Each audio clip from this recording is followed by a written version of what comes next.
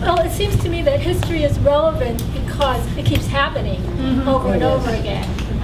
And of what use is an apology without an assurance that it will not continue to happen in the future? You know, what worked, what, you know, how broad, and it is different. Japanese American incarceration very targeted, whereas Chinese exclusion really did set the stage for other laws. So it is a really important question, you know, and if you just relate it to this was done, it was horrible, is that enough of a lesson? Because so much of, you know, one of the first things I do when I teach, first day of class when I'm teaching U.S. history, is I talk about the ways in which Americans are often ahistorical. It's not that they don't love history or are not well informed about their history, but they're separate. I'm a history buff. I love the battles, and I love all these, but it has no relevance to today. That's the most common understanding of history. And Americans especially, we love our myths, but we don't see the relevance. And I think especially in the debate over immigration, you see it especially with European immigrants European immigrant descendants who valorize the Ellis Island story, but then turn around and say, but we are so different from the immigrants coming today, whether it's from Asia or Latin America. That's a wonderful example of being ahistorical. And so is it enough to just say, just to keep it historical without saying without raising the questions?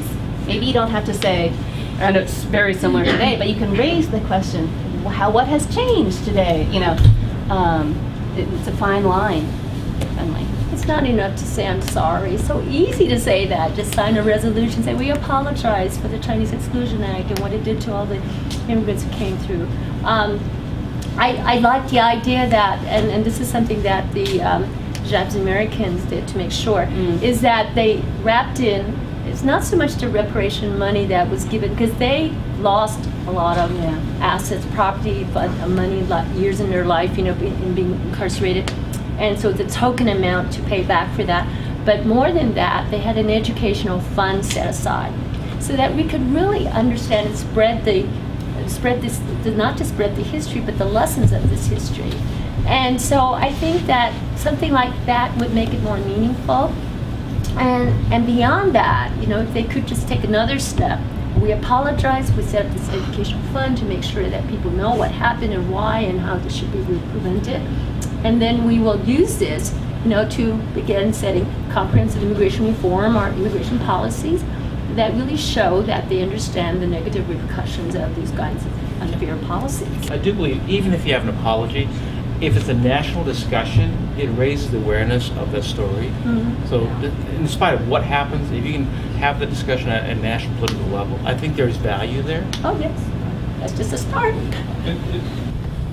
When you mention about immigration reform, knowing how challenging that's going to be, I have a tendency trying to stay away from that, thinking other more novel reason. For example, when you're on the surface of the earth, when you single out one particular group, say you are not welcome, to me that's a very fundamental human dignity. So that is not really an immigration issue. Another way I can look at it is that when you deprive the right for them to become citizens, that are civil rights, that is not necessarily an immigration issues.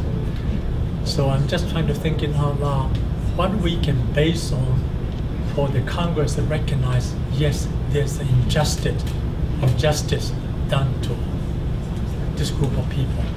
And I want them to define what that injustice is. But don't forget that all other Asian immigrants were also denied the right to naturalized citizenship. And then, of course, at the same time, even those who had formal franchise, like African Americans. I mean, you know, so this is.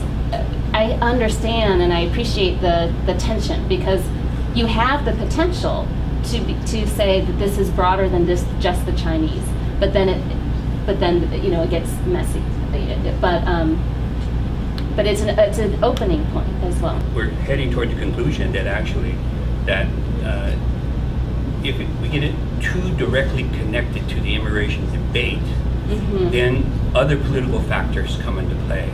And the fundamental principles that we're looking at in many ways is this deprivation of civil rights and the taking away of, and one of the key things is the taking away of citizenship by a Congress that's motivated by very political rationales or motives and stuff and things of this sort.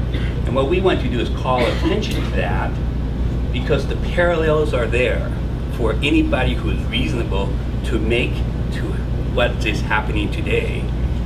And the trick or the balance for us is going to be, how do we do that in a political atmosphere that as soon as you say immigration reform, you're going to polarize everybody from any kind of debate on what is actually truly a universal question which Michael is getting at. How do you protect the rights of the weakest member of our community? And how did Congress not fulfill its responsibility to do that in the example of the Chinese? And then later in the example of the Hindus, quote unquote, the Filipinos, the Japanese, and now Hispanic Americans. Those parallels are there. It's so apparent that it's almost like you don't need to call attention to an immigration debate today. But if you focus on that Chinese as an example, to me the apology is not so much to the Chinese, it's an apology for Congress to the Americans that they didn't do what they were supposed to do for all Americans. They basically undermined or they use a very manipulated form of democracy. Because you have to remember, those laws were passed in a democratic process. Every one of those laws were passed by elected officials in very long debate. It was done in over 4 decades, 5 decades, and the discussion is there. It's not something that was totally irrationally done at the moment, but somehow Congress and our elected officials and all our other executive issues are carried away.